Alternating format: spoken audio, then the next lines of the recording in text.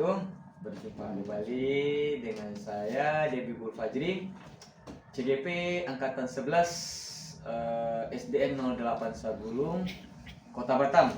Nah, kali ini saya tidak sendiri, ditemani oleh Bapak Joko Siswanto SPDI.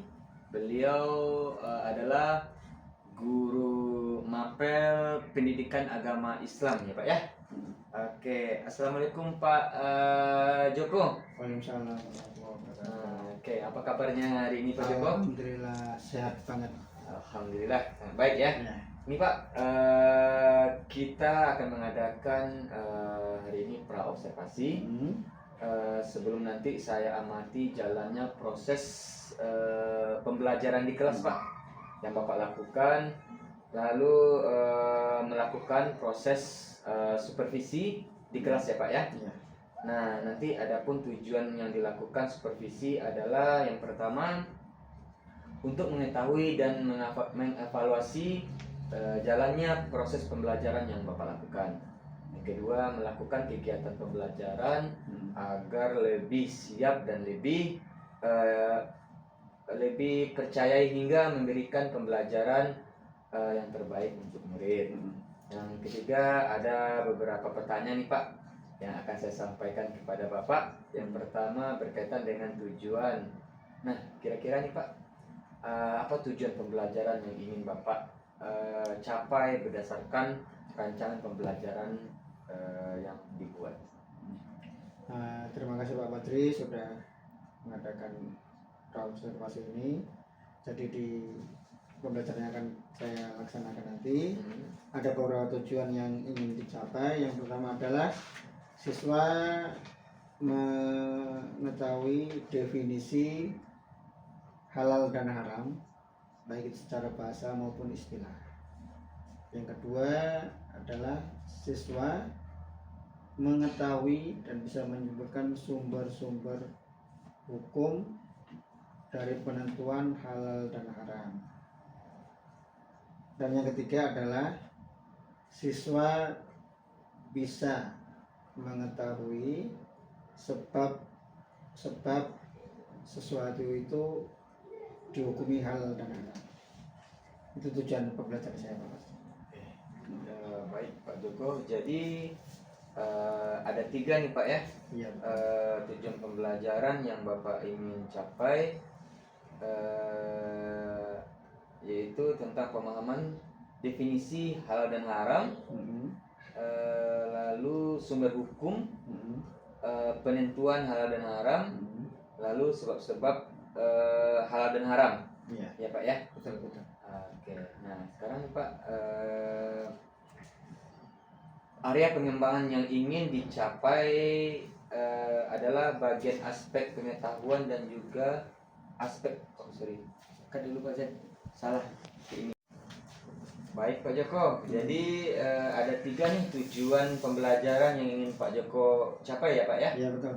Nah, bagaimana dengan area pengembangan yang ingin Bapak capai atau Bapak lakukan dalam observasi ini Pak? Jadi ada dua pengembangan yang ingin kita capai, yaitu pengembangan dari aspek pengetahuan dan juga dari aspek keterampilan. Dari aspek pengetahuan akan kita kembangkan yaitu siswa memahami dari definisi halal dan haram sebagaimana tujuan pembelajaran tadi, yaitu yang kedua mereka mengetahui sumber hukum dari halal dan haram, dan yang ketiga adalah pengetahuan tentang sebab-sebab benda-benda atau makanan atau sesuatu itu dihukumi halal dan haram. Itu dari aspek pengetahuannya. Adapun untuk aspek keterampilan yang kita kembangkan adalah keterampilan mereka menyampaikan pendapat atau menyampaikan hasil diskusi di depan teman-temannya.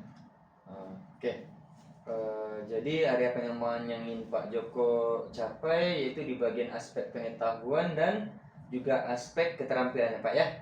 Nah, saya ingin mendengar nih Pak, bagaimana rancangan pembelajaran yang ingin Bapak terapkan di dalam kelas, mungkin dari strategi pembelajarannya Pak, model pembelajaran ataupun dari segi metode pembelajaran Pak.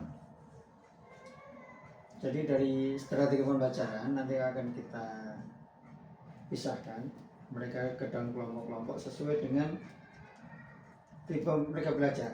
Seperti yang kita ketahui bersama, anak itu ada 3 tipe, yaitu tipe visual, tipe audio, dan juga tipe kinestetik.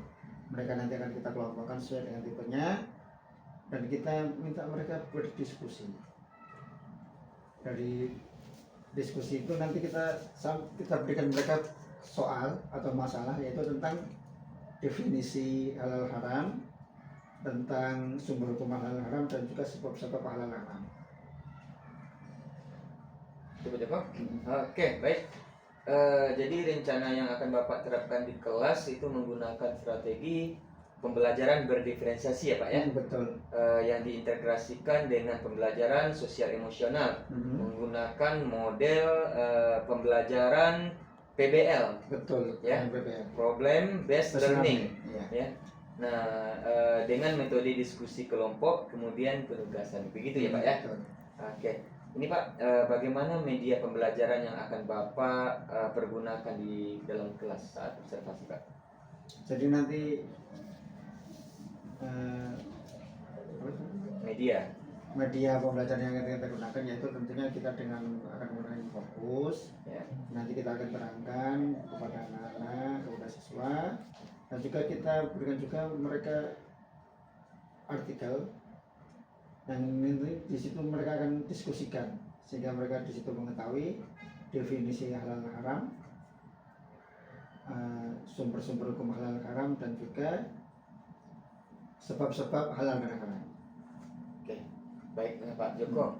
Kira-kira nih Pak Joko, apa nih akan dilakukan kegiatan pembelajaran tersebut di hari apa, di kelas berapa, dan di jam keberapa nih Pak? Nah, kebetulan Pak Fajri, minggu depan nih kita akan mengajar di kelas 6B, tepatnya pada jam pertama sampai jam keempat. Jadi nanti kita bisa melaksanakan observasi ini minggu depan di kelas 6B pada jam pertama sampai jam keempat. Di hari apa tuh Pak Joko? Di hari Selasa. Baik Pak Joko, jadi nanti di minggu depan pada hari Selasa di kelasnya 6B di jam pertama sampai jam keempat ya Pak Joko? Betul. Nah, nanti saya akan datang ke kelas Pak Joko untuk melakukan supervisi kelas ya Pak ya. Nah, melihat dan juga mencatat hal-hal apa saja yang akan terjadi di kelas ya Pak. Ya. Baik, nanti setelah Bapak lakukan kegiatan observasi dan pembelajaran di dalam kelas, kita juga adakan percakapan pasca ya Pak ya, pasca observasi ya, yang nanti juga akan didampingi oleh pengajar praktik. Jadi sebelum kita akhiri, ini Pak, kira-kira apa yang Bapak dapatkan dari hasil percakapan kita hari ini Pak? Yang saya dapatkan dari percakapan kita ini pada siang hari ini adalah saya bisa menjabarkan tujuan pembelajaran dan juga pengembangan dari pembelajaran ini, dan juga yang ketiga adalah strategi, yang keempat waktu pelaksanaan dari pembelajaran ini. Baik Pak, terima kasih Bapak atas waktunya dan sudah bersedia berbincang-bincang dengan saya di percakapan pra observasi ya Pak ya. Sampai ketemu di kegiatan observasi di minggu depan hari Rabu ya, hari Selasa ya Pak ya. Hari Selasa. Oke. Nah, demikian percakapan kita hari ini Pak. Sampai bertemu di observasi kelas dan juga percakapan pasca observasi. Ya, wassalamualaikum warahmatullahi wabarakatuh. Waalaikumsalam warahmatullahi wabarakatuh. Assalamualaikum warahmatullahi wabarakatuh. Waalaikumsalam warahmatullahi wabarakatuh. Alhamdulillah pada pagi hari ini kita bisa bertemu kembali untuk belajar bersama-sama. Sebelum belajar, ada baiknya kita berdoa bersama-sama. Silakan dipimpin dulu. Bersiap. Baik. Berdoa dimulai. Bismillahirrahmanirrahim.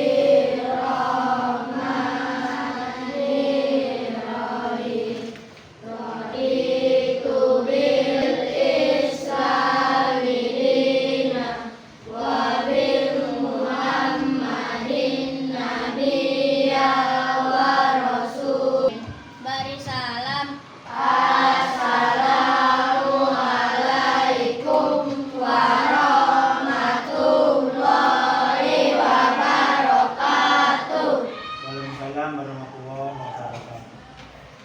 Mudah-mudahan semuanya sudah berdoa.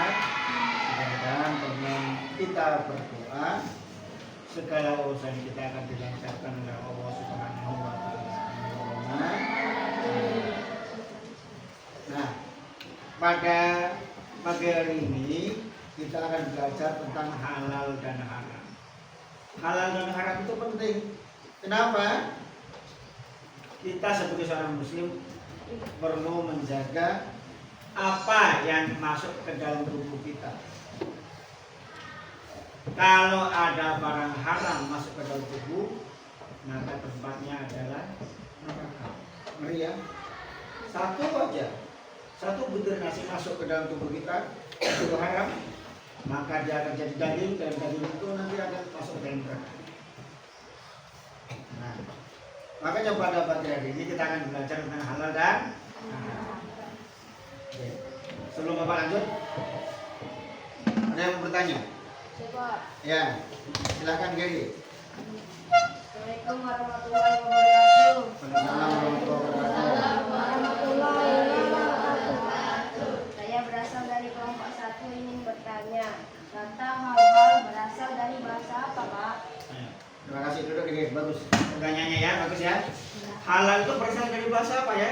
Kita sering dengar kata haram, halal dan haram. Halal itu dari bahasa apa ya? Halal itu ternyata dari bahasa Arab. Bukan bahasa Indonesia, tapi bahasa Arab. Halal berasal dari bahasa Arab. Nah, halal pengertiannya nih. Pengertian halal menurut bahasa artinya boleh atau diboleh. Jadi nanti kalau anak-anak ke Mekah, umroh atau haji, banyak di sana pedagang itu halal. Itu artinya boleh dicicip. Anak-anak nanti di sana banyak pedagang kurma, halal, boleh ngambil. Satu aja tapi jangan banyak-banyak, ya. Ada orang jualan roti, halal, boleh diambil. Itu kalau di Mekah. Tapi kalau di Indonesia ada bilang halal, orang nggak tahu. Karena halal dari bahasa Arab. Menurut kalian apa nih? Boleh atau dibolehkan. Itu dari bahasanya, artinya boleh atau dibolehkan. Sedangkan pengertian halal adalah segala sesuatu atau kegiatan yang diizinkan atau dibolehkan oleh syariat Islam untuk digunakan atau dilaksanakan. Nah, halal ini artinya boleh. Kalau menurut pengertiannya, segala sesuatu atau kegiatan yang diizinkan atau dibolehkan untuk dilaksanakan. Kita mau puasa, kalau puasa itu boleh dilaksanakan, berarti puasa itu halal. Kita mau makan mangga, boleh nggak makan mangga? Boleh, berarti mangga itu halal. Kita mau makan bir buah, boleh nggak? Nggak boleh, berarti tidak halal. Itu pengertian halal. Nah, adalah pengertian halal. Oke. Pertanyaan ada yang mau tanya lagi nggak? Ya. Assalamualaikum warahmatullahi wabarakatuh. Waalaikumsalam warahmatullahi Wabarakatuh. Nama saya Pauline dari kelompok 2. Saya akan bertanya. Kalau haram berasal dari bahasa apa dan apa artinya? Nah, terima kasih. Nah, kawan kalian dalam bertanya, haram itu dari bahasa apa? Apa artinya haram? Nah, kalau halal tadi dari bahasa apa? Halal? Haram. Halal berasal dari bahasa Arab. Artinya boleh. Kalau haram dari bahasa apa ya? Rupanya haram juga dari bahasa Arab juga. Artinya apa haram itu? Nah, artinya tidak boleh. Haram artinya tidak boleh. Nah, oke? Haram artinya tidak boleh atau dilarang. sesuatu yang dilarang itu haram dilaksanakan. Tadi pertanyaan ini juga apa artinya haram? Haram adalah segala sesuatu atau kegiatan yang tidak diizinkan atau dilarang oleh syariat Islam digunakan untuk dilaksanakan. Ada mangga di jalanan, boleh nggak kita ambil? Nggak boleh, dilarang. Kenapa dilarang? Karena haram. Mau makan daging ayam yang sudah mati duluan, nggak disembelih, nggak boleh juga. Karena itu adalah haram. Apa artinya tadi? Dilarang.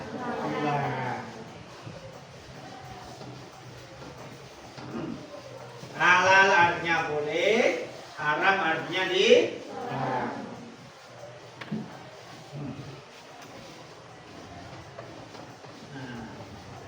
Siapa yang menentukan halal dan haram? Yang menentukan halal dan haram itu bukan kita, tapi Allah. Melalui apa Allah menentukan halal dan haram? Al-Quran.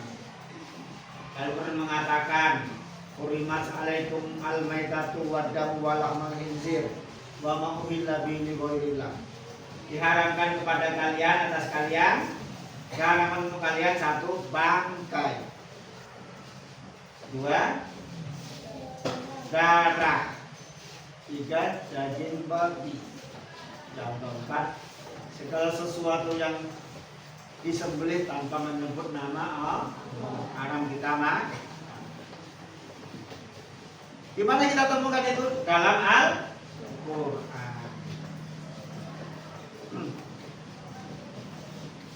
Nah, selain Al-Quran, Rasulullah juga menjelaskan apa maksudnya itu. Apakah semua bangkai itu halal, haram? Rupanya enggak. Ada bangkai yang halal, contohnya bangkai ikan. Kalian mau bangkai ikan di parit depan rumah kalian, banyak besar segini, terlele, masih bagus, baru mati. Boleh nggak diambil? Boleh.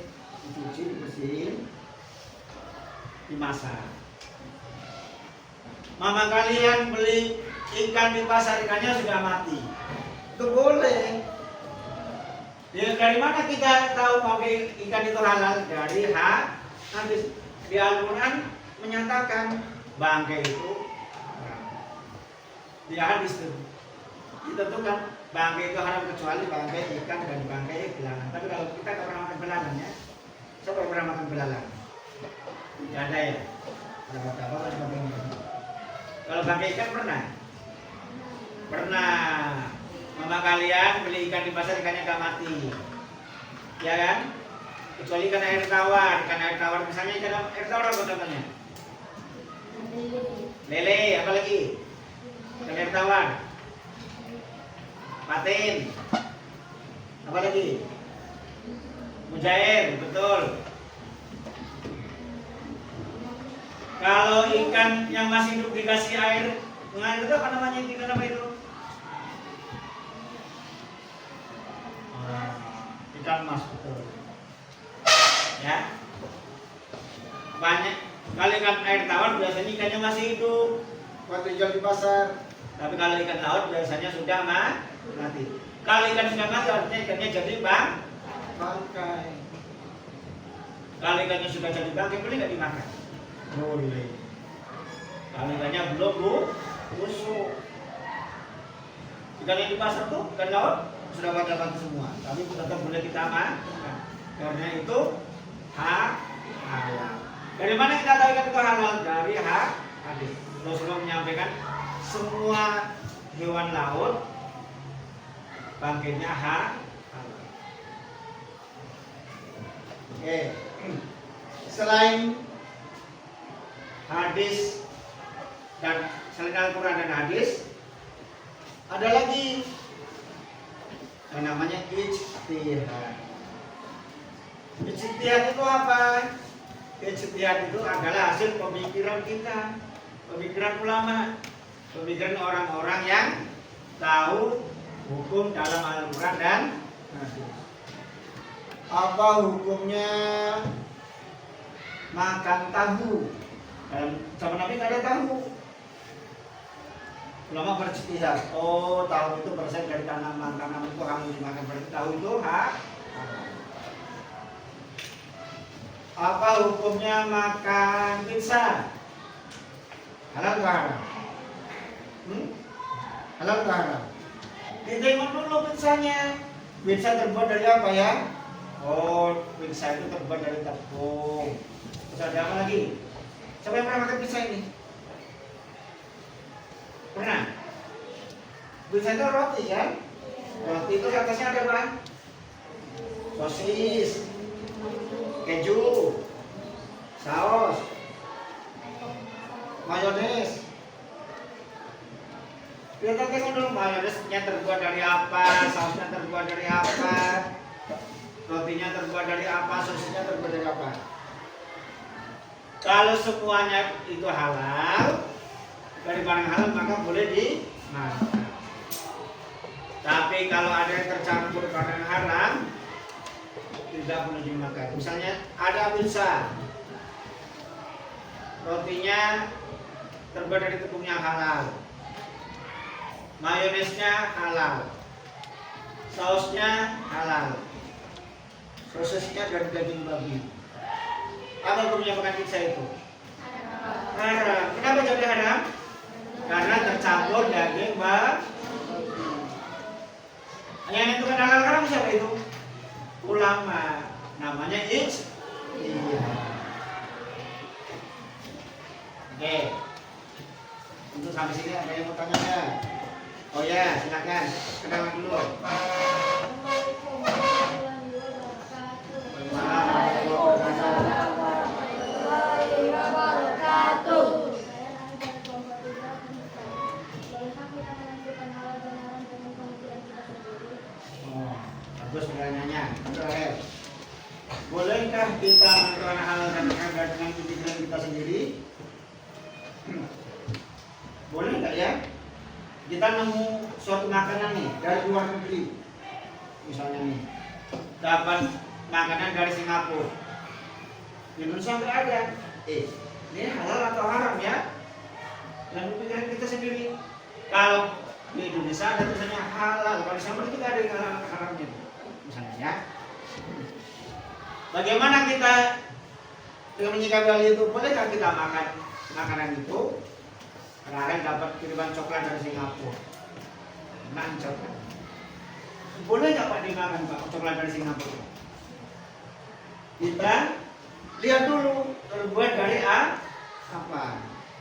Kalau dari komposisinya nih, dari A, B, C, D, E misalnya, dari sekian itu barang-barang halal semua. Jadi dengan pemikiran Rahel, oh berarti coklat ini boleh di. Jadi jawabannya dari pertanyaan Rahel tadi, bolehkah kita menentukan halal haram dengan pemikiran kita sendiri? Boleh, dengan syarat kita punya dasarnya. Bukan asal pilih, oh makan ini enak halal aja lah, makan ini nggak enak haram. Enggak. Kita harus teliti dulu sebelum menentukan halal haram. Dapat kiriman dari tetangga, ini halal atau haram ya? Oh daging ayam, ayam halal atau haram? Halal, silakan dimakan. Ya, itu halal dan haram. Oke ya, jadi sumbernya halal haram, yang menentukan halal haram itu Allah, Rasul dan. Nah, ada pertanyaan? Oh ya, Oleh.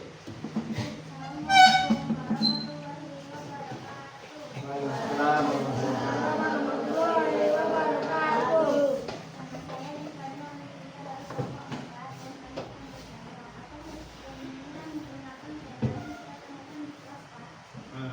Apa hukumnya menggunakan pena yang kita temui di kelas? Nah, ini sering terjadi nih. Kalian jumpa pena ini, ada pena nih. Boleh nggak kita gunakan pena itu? Halal atau haram? Sebelum digunakan, Ada pena ini punya siapa nih? Kalau sudah dihukuman selama 1 minggu, kok gak ada yang ngaku, boleh kalian pakai. Tapi kalau bisa 1 minggu ada yang, itu pena aku loh, kasihkan. Jadi hukumnya boleh pakai? Boleh nggak pakai pena yang kita temukan di kelas? Awalnya tidak boleh, sebelum diumumkan. Setelah kita umumkan 1 minggu, kita umumkan dia beri. Aku cuma pena loh, ini punya siapa? Besoknya gak ada yang ngaku hari ini. Besoknya umumkan lagi selama 1 minggu. Setelah 1 minggu baru boleh dipakai. 1 minggu kemudian ada yang tanya, ada yang bilang, misalnya Oleh bilang coba, Oleh itu pena aku loh, kasihkan. Karena itu bukan punya. Ini ya. Ada yang makan minuman haram juga tadi kan?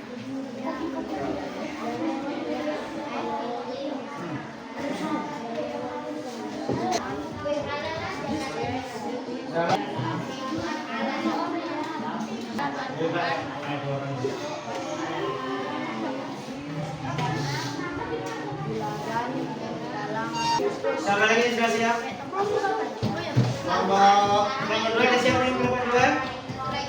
Satu lagi ya, kita tunggu. Oke. Itu hasilnya. Bahwa kita kalian mempresentasikan ke depan. 1 kelompok 1 nomor saja. Kita apa nomor kan? Kita oke. Untuk nomor 1. Nomor 1 Bapak minta anak Bapak yang dari kelompok 2 maju semuanya. Kelompok 2 maju semua kelompok 2. Kelompok 2 maju ke sini. Maju dulu. Enggak. Nah. Semuanya maju.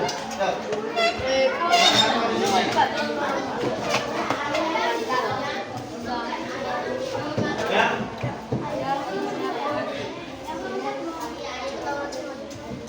Yang penting nomor 1 bisa saya dulu.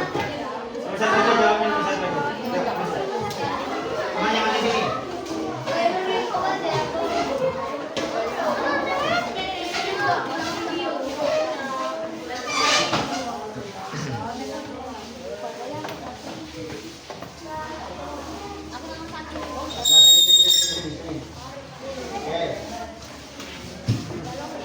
Nah, yang baca Bagas.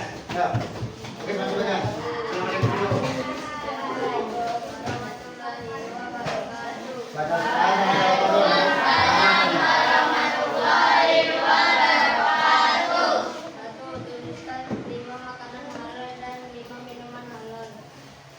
Baca ikan, belalang, ayam, udang, daging sapi. Minuman air putih, teh, air susu, air zam-zam, air jus. Udah? Oke. Jawaban kelompok 1 makanan halal coba lagi Bagas. Makanan halal. Ikan, belalang, ayam, udang. Jadi sapi betul. Ikan, udang, ayam. Apa lagi tadi? Daging sapi. Udang. Oke, nggak betul. Oke, sekarang minumannya apa yang halal itu coba?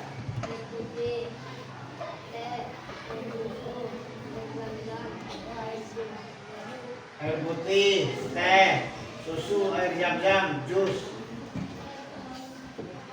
Halal semua itu kan ya? Air putih halal? Halal. Teh? Halal. Susu? Halal. Zam-zam? Halal.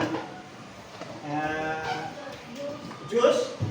Halal. Oke, dah bagus. Boleh duduk.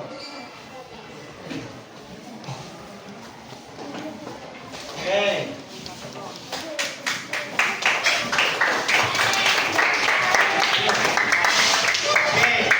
Untuk pertanyaan nomor 2. Anak Bapak minta anak Bapak kelompok 1 maju.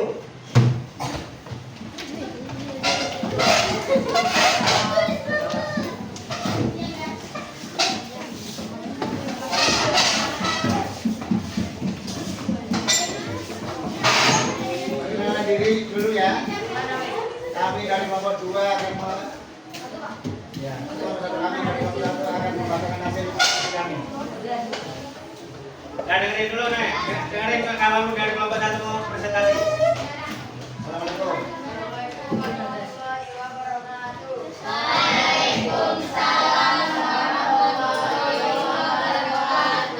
Perkenalkan nama saya Dewi. Dari kelompok kami. Nomor 2, tuliskan 3 makanan haram dan 3 minuman haram. 1. Babi. 2. Anjing. 3. Bangkai. Ya. 3. Minuman haram. Tiga minuman haram. Arak. 1. Arak. 2. Bir. 3. tuak. Ya. Makanan haram yang disampaikan kelompok 1 tadi, 1 babi. Haram nggak babi? Haram. 2 anjing. Haram nggak? Haram. 3 apa tadi? Bangkai. Bangkai haram nggak? Haram. 3 minuman haram. 1 apa tadi? Arak. Haram. Haram nggak? Haram. Haram. Yang kedua apa tadi? Bir. Bir. Haram apa halal? Haram. Yang ketiga? Tua. Tua halal atau haram? Haram. Nah, bagus. Tepuk tangan untuk Bapak Satu. Nah. Oke. Selanjutnya pertanyaan nomor 1. Pertanyaan nomor 3. Bapak minta anak Bapak dari kelompok 3.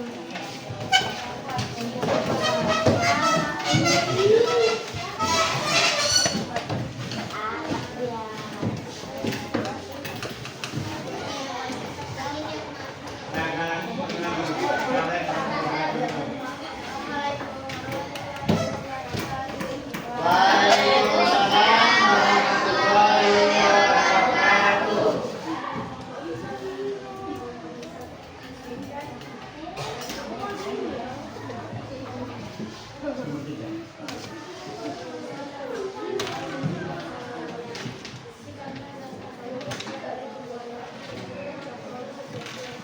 Oke.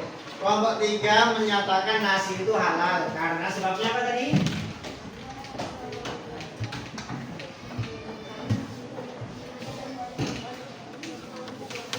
Nah, nasi halal karena terbuat dari tumbuhan dan tidak tercampur dengan sesuatu yang haram. Betul apa salah? Betul apa salah? Betul. Oke. Tepuk tangan untuk Bapak. Ya. Oke. Untuk pertanyaan yang terakhir dari kelompok 4. Silakan kelompok 4. Nanti semuanya.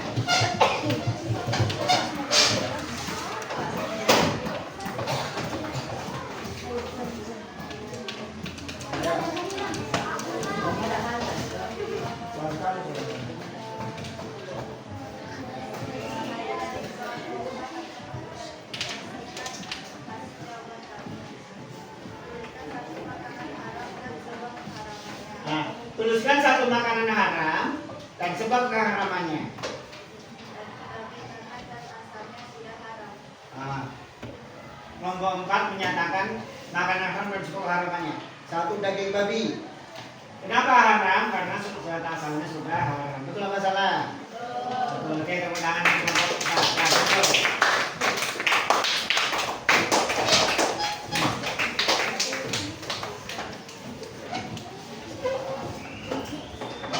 Alhamdulillahirrahmanirrahim. Semuanya sudah presentasi. Sudah presentasi ya? Alhamdulillah.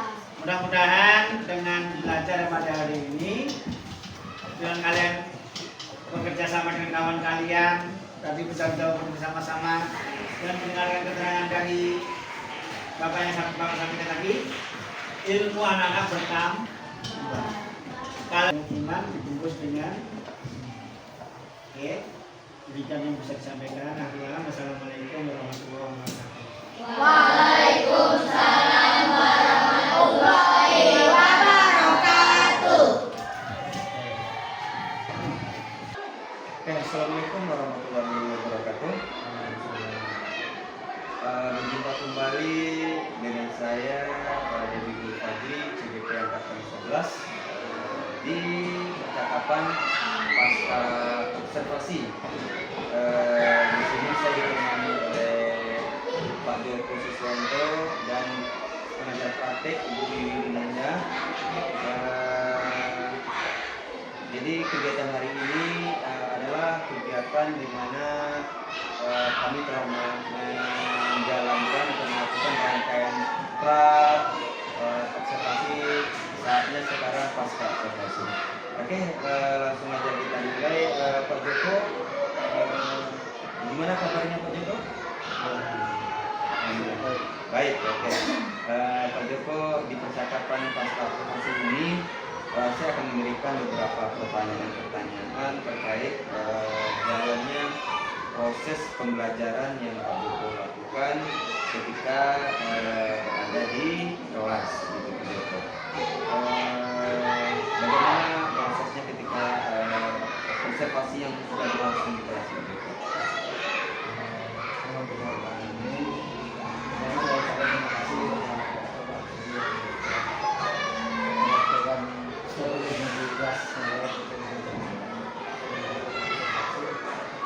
Selama pembelajaran alhamdulillah berlangsung baik. Walaupun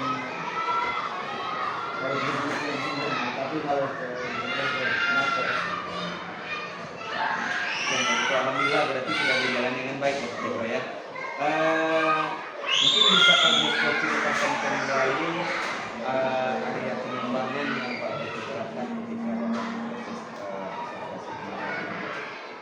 jadi ketika pembelajaran kita menjalankan, kita ada dua pengembangan yang kita tekankan kepada siswa, yaitu yang pertama pengembangan pengetahuan, yang kedua di keterampilan. Dua pengembangan yang kemarin kita lakukan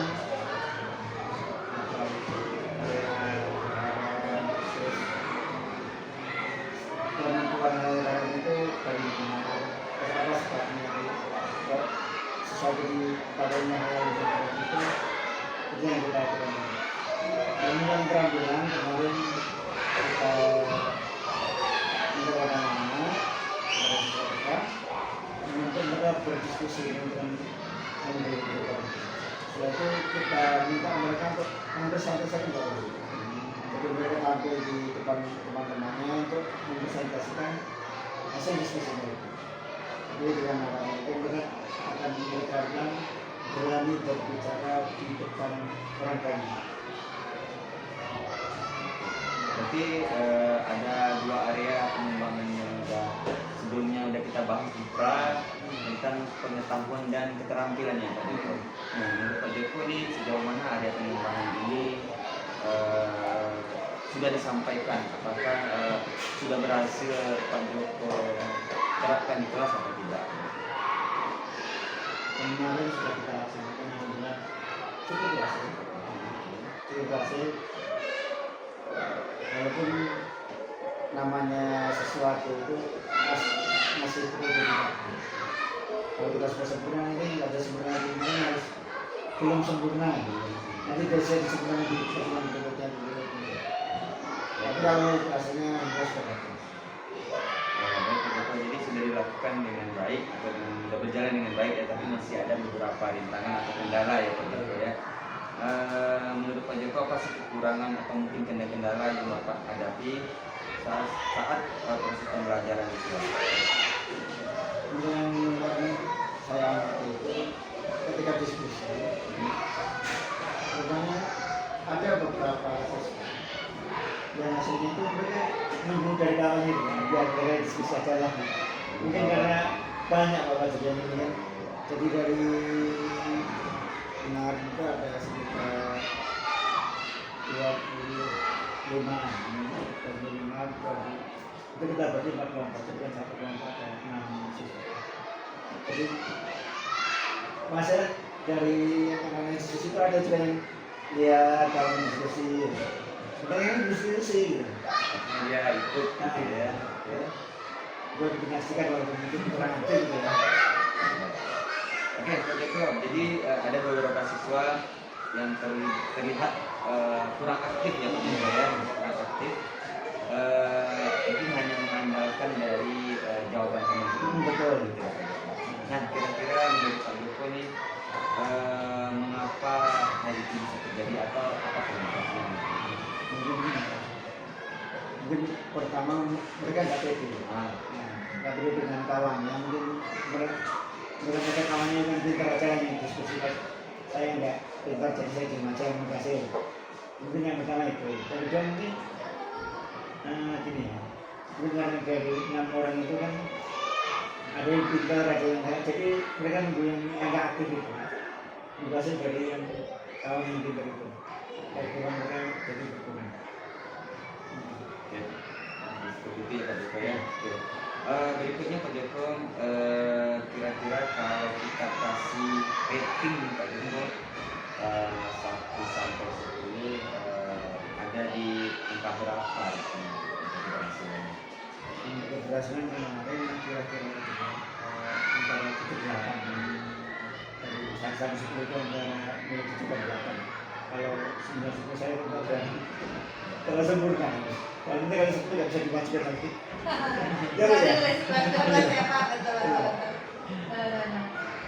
Atau mungkin bagaimana rencana Pak Joko dalam menyikapi kasus anggap saja tadi kasus yang terjadi mungkin anak kurang bersemangat itu, ada nggak rencana Pak Joko bagaimana? Mungkin yang pertama kita sampaikan bahwa mereka itu semua serba semuanya nggak ada yang lebih tahu. Mungkin ada yang lebih tahu, tapi pengetahuannya sama. Jadi kita tekankan mereka itu percaya diri. Dan itu yang betul nanti kita kelompokkan, oh yang ini kayak belajarnya misalnya ada tadi ada visual, bagaimana diferensiasi Ya. Jadi visual, kinestetik. mungkin dengan mereka kelompok itu mereka belajar lebih banyak. Baik Pak Joko, semoga rencana Pak Joko nantinya bisa terrealisasi nanti mungkin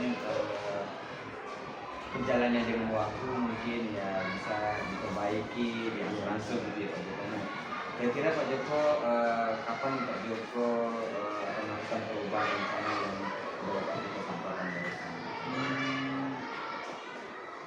Mungkin kira-kira bisa sebentar. Biasanya berarti ujian. Ini semester depan aja. Awal semester. Maksudnya gitu Pak, nggak apa-apa, yang penting dampaknya ada Pak.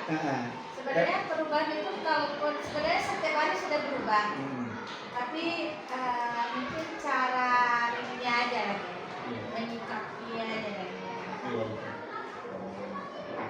Karena memang ini adalah momen mau ujian lagi Pak Joko ya. Ujian. Mungkin nanti di semester depan kita tingkatkan. Berarti di semester awal nanti semester 2 ya. Baik Pak Joko, terima kasih banyak atas jawabannya. Mudah-mudahan apa yang sudah Pak Joko rencanakan bisa secepatnya terrealisasikan gitu ya.